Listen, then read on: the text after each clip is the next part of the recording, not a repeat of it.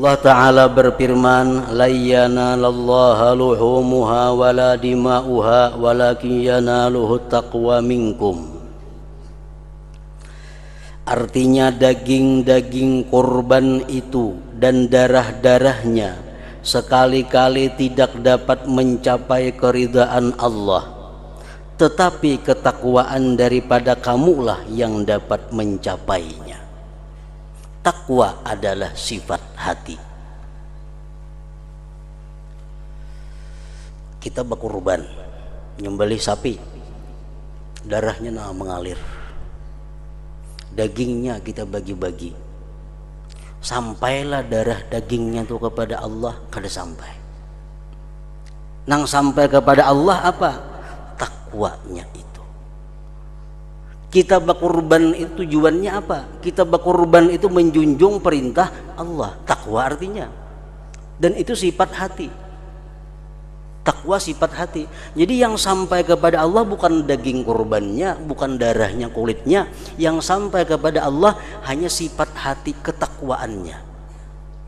Niat kita berkurban itulah yang sampai kepada Allah. Orang yang bukan Islam ini bisa menyembelih sapi, dibagiakannya daging-dagingnya kepada orang-orang miskin. Kan ada harganya. Nah sama orang kita.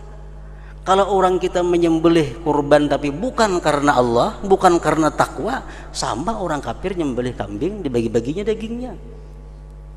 Yang sampai kepada Allah itu hanya niatnya. Niatnya menjunjung perintah Allah, yaitu takwa. Takwa adalah sifat hati.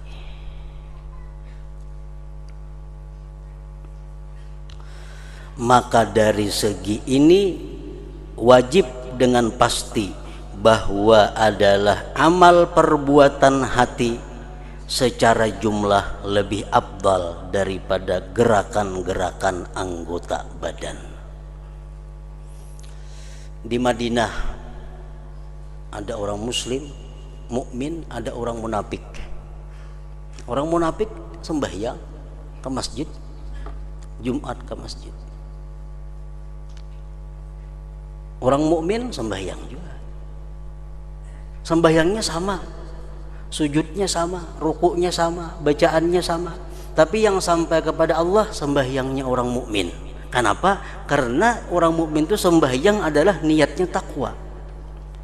Sedangkan orang munafik niatnya sembahyang apa? Menjaga keselamatan dirinya daripada ancaman hukuman dunia.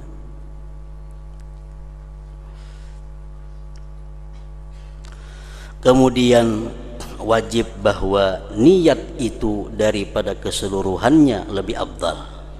Karena niat adalah ibarat dari kecenderungan hati kepada kebaikan dan kehendaknya kepada kebaikan itu. Nah, pengertian niat itu jisidin adalah keinginan hati kepada kebaikan dan kehendaknya kepada kebaikan itu. Tujuan kami dari amal perbuatan dengan anggota badan adalah bahwa hati membiasakan kehendak kebaikan agar ia si hati kosong dari nafsu syahwat keduniaan dan ia terjun kepada zikir dan fikir.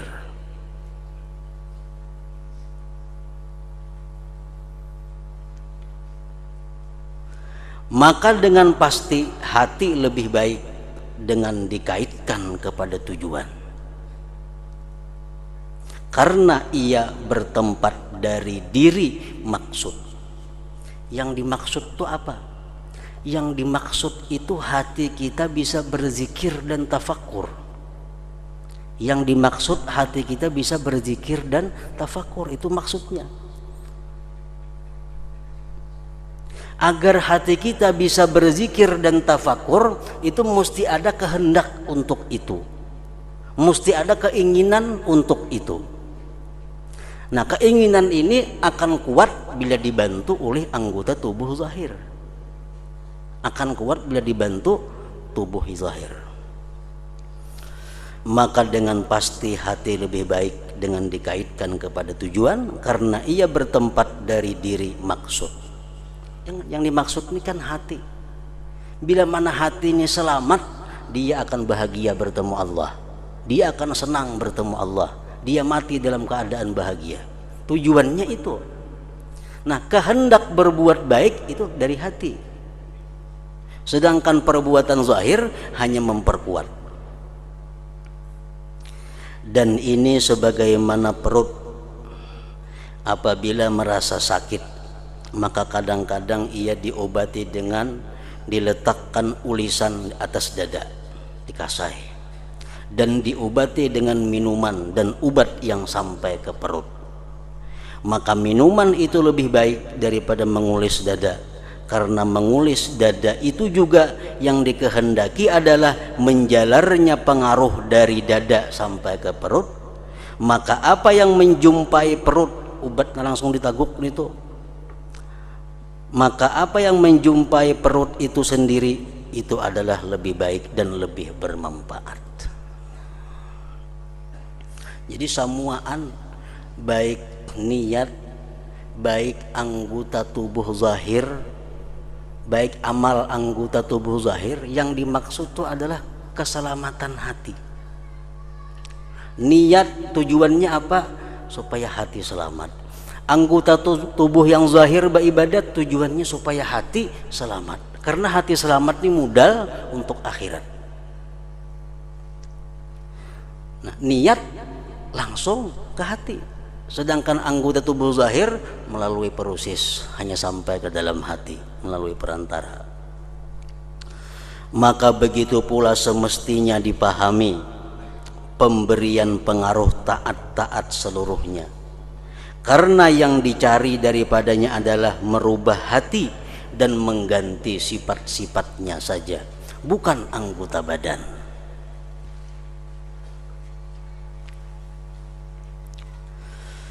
Maka janganlah kamu menyangka bahwa pada meletakkan dahi di atas bumi ada maksud dari segi bahwa itu mengumpulkan antara dahi dan bumi. Jangan dikira sujud itu tujuannya hanya untuk menyentuhkan dahi ke tanah. Jangan disangka bahwa sujud itu Allah menyuruh supaya dahi kita sampai ke tanah, inggit situ aja. Bukan itu. Tetapi Allah menyuruh kita sujud itu dari segi bahwa itu dengan hukum adat kebiasaan adalah memperkuat sifat tawadhu di dalam hati. Allah menyuruh kita sujud. Sujud itu meletakkan anggota tubuh yang paling mulia ke tempat yang paling rendah, bumi. Disuruh sujud. Tujuan Allah menyuruh sujud ini bukan hanya untuk meletakkan dahi di bumi kada, tapi untuk menguatkan perasaan tawadhu yang ada di dalam hati sewaktu sembahyang itu. Rasulullah bersabda, innamas shalah tamaskunun wa tawadhu'un ila akhir. Ujar Nabi, innama, hanya saja sembahyang itu adalah merupakan tamaskunun, perasaan hinanya diri. Wa tawadhu'un, dan sembahyang itu merupakan penampakan daripada rendahnya diri. Nah, rendahnya diri, hinanya diri itu akan menjadi kuat di waktu sujud, karena sujud itu akan memperbuat tawadhu'nya hati. Kalau kita merasakan sembahyang itu bahwa kita adalah sangat hina, pertama, kita sembahyang itu menjunjung perintah.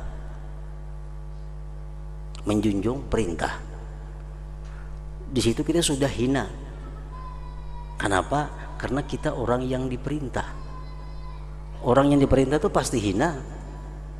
makanya diperintah. Jadi sembahyang itu sebenarnya dari awal sampai akhir adalah menunjukkan betapa hinanya, rendahnya kita. Kita sembahyang menjunjung perintah Allah, berarti kita alangkah hinanya kita diperintah. Nah, yang kedua, dalam sembahyang kita diatur gerak-gerik kada boleh lain pada itu. Nah, bertambah hina lagi kita. Dalam sembahyang kita kada boleh membaca sembarang apa yang dibaca selain yang diatur. Dalam sembahyang kita kada boleh memandang kepada apapun selain memandang kepada yang diatur.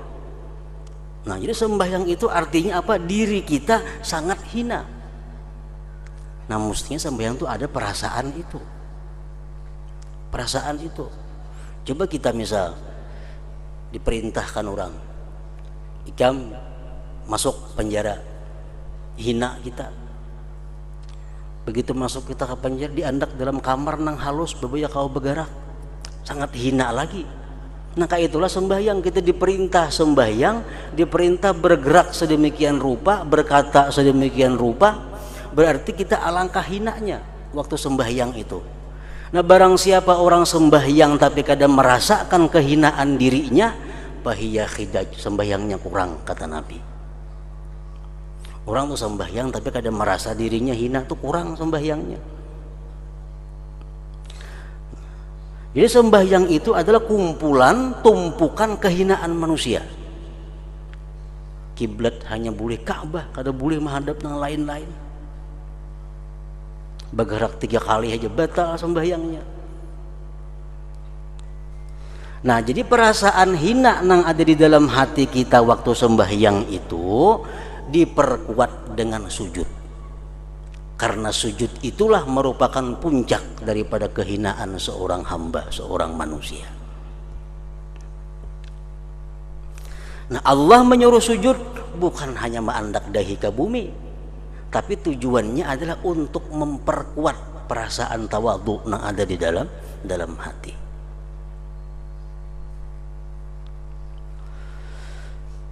Sesungguhnya barang siapa mendapatkan pada dirinya sifat tawadhu, maka apabila ia merasa tenang dengan anggota badannya dan menggambarkannya dengan bentuk tawadhu, niscaya semakin kuat tawadhunya. Semakin kuat tawadhunya. Contohnya lagi, dan barang siapa mendapatkan pada hatinya balas kasihan kepada anak yatim. Dalam hati kita, di hadapan kita ada anak yatim piatu atau anak yatim biasa. Kalau kita kasihan dengan anak yatim itu, hati kita ini maras lawan anak yatim itu. Lalu apabila ia mengusap kepala anak yatim, dipusutnya kepala anak yatim tadi, maka semakin kuat balas kasihan dalam hatinya. Kita ini kasihan dulu anak yatim, kita pusut kepalanya. Nah, gerakan kita memusut kepala ini memperkuat rasa kasihan dalam hati, karena perbuatan zahir mendukung apa yang di dalam hati.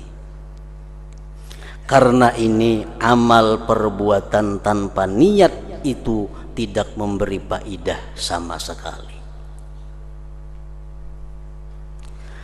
Karena barang siapa mengusap kepala anak yatim sedang ia lalai atau menyangka bahwa ia mengusap pakaian, maka tidak tersebar dari anggota badannya bekas kepada hatinya untuk menguatkan balas kasihan. Amunnya itu mengusap kepala anak yatim, tapi ini hatinya kemanakah kada ke situ? Atau perasaannya yang diusapnya ini kupiah. Nah, itu kada akan memberi bekas kepada menguatkan rasa kasihan dalam hati. Dan begitu pula barang siapa bersujud dengan lalai, sedang ia disibukkan dengan cita-citanya dengan benda dunia, maka tidak tersebar dari dahinya dan peletakannya di atas bumi pengaruh kepada hatinya yang membuat semakin kuat sifat tawadhu'nya. Nyata sujud, tapi rahatan sujud tuh hatinya kemanakah? Nah, sujudnya itu kadang akan berpengaruh untuk memperkuat tawadhu dalam hatinya. Maka adanya yang demikian itu seperti tidak ada. Orang tuh sujud tapi hatinya lalai, sama lawan kada sujud. Kada ada bakasnya, kada ada pengaruhnya kepada penguatan sifat tawadhu di dalam hati. Dan apa yang adanya sama dengan tidak adanya, dengan dikaitkan dengan maksud yang dicari itu disebut perkara yang batil. Bila barang tuh kadada lawan ada sama berarti batil ngarannya. Nah, maka dikatakan bahwa ibadah tanpa niat adalah batil. Ibadah tapi kada berniat batil, sama lawan kadada artinya. Ini artinya adalah apabila ia berbuat dengan lalai. Orang tuh maigau dihitunglah ada dosa atau pahala, kada ada. Guring nyambeti orang nah menggibah tapi maigau kada dapat dosanya. Rahatan guring membaca kitab, membaca Quran tapi nya guring, hatinya lalai, kada akan dapat pahala.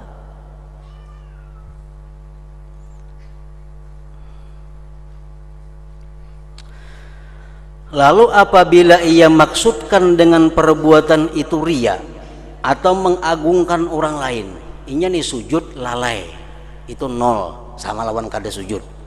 Ini sujud cuma riya. Nah, sujud cuma riya, maka tidaklah adanya itu seperti tidak adanya, bahkan ia menambah kejelikan padanya. Jadi ada 3 jenis sujud. Satu, sujud yang hadir hatinya, itu menambah sifat tawadhu dalam hatinya. Ada sujud nang lalai, nol, sama lawan kada sujud.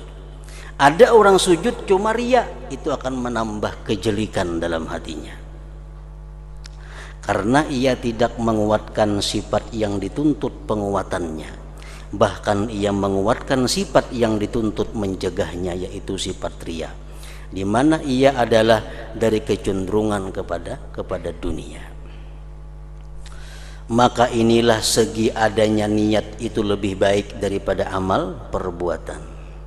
Dan dengan inilah pula diketahui arti sabda Rasulullah sallallahu alaihi wasallam, man hamma bihasanatin falam ya'malha kutibat lahu hasanah. Artinya barang siapa mencita-cita dengan suatu kebaikan lalu ia tidak mengerjakannya, niscaya ditulis baginya satu kebaikan. Kenapa ditulis? Karena cita-cita hati adalah kecenderungan kepada kebaikan. Hati kita nih ingin berbuat baik itu sudah pahala, walaupun belum sempat terlaksana. Karena cita-cita hati adalah kecenderungan kepada kebaikan dan berpaling dari hawa nafsu dan cinta dunia. Dan itulah adalah puncak kebaikan. Dan hanya saja penyempurnaan dengan amal perbuatan itu menambah kebaikan semakin kuat.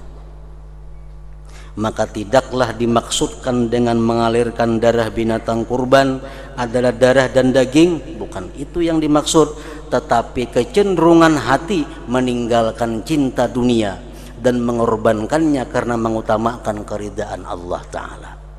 Ini tuh berkurban tadi bukan karena dagingnya, darahnya, tapi yang dinilai Tuhan adalah dia meninggalkan cinta dunia, mengeluarkan duit untuk dibelanjakan sapi, mengutamakan keridaan Allah Subhanahu wa Ta'ala. Dan sifat ini berhasil ketika kuatnya niat dan himmah, walaupun halangan menghalangi amal perbuatan. Kalau niatnya sudah ada, himmah keinginannya sudah ada, walaupun ada yang menghalangi, tetap dicatat sebagai satu perbuatan kebaikan. Maka firman Allah Ta'ala, la yanalallahu luhumuha wala dima'uha walakin yanaluhu taqwa minkum, artinya daging-daging dan darah-darah kurban sekali-kali tidak sampai kepada keridaan Allah. tertinggal, tidak sampai kepada keridhaan Allah. Tetapi ketakwaan dari kamulah yang dapat mencapainya. Takwa di sini maksudnya adalah sifat hati. Dan karena itulah Rasulullah sallallahu alaihi wasallam bersabda, "Inna qauman bil Madinah qad syarakuna fi jihadina." Rasulullah berangkat peperangan. Begitu sampai di tempat perang, beliau bersabda, "Ujar Nabi kita, ada kawan-kawan kita yang tinggal di Madinah, tapi dia dapat pahala seperti kita. Sesungguhnya suatu kaum di Madinah telah bersekutu dengan kita pada jihad kita, sebagaimana telah dahulu disebutkannya. Karena hati mereka dalam kebenaran kehendak kebaikan, mengorbankan harta dan jiwa, keinginan dalam mati, dalam mencari mati syahid, dan meninggikan kalimat Allah Ta'ala. Itu seperti hati orang-orang yang keluar pada jihad. Hanya saja mereka berbeda dengan mereka yang keluar dengan badan, karena halangan-halangan tertentu, dengan sebab-sebab yang keluar dari hati. Dan demikian itu tidak dicari kecuali untuk menguatkan sifat-sifat ini, sifat-sifat hati tadi. Dan dengan makna-makna inilah dapat dipahami semua hadis yang telah kami sebutkan pada keutamaan niat. Maka datanglah kepadanya agar terbuka bagimu rahasia-rahasianya. Kami tidak memperpanjang dengan mengulang kembali.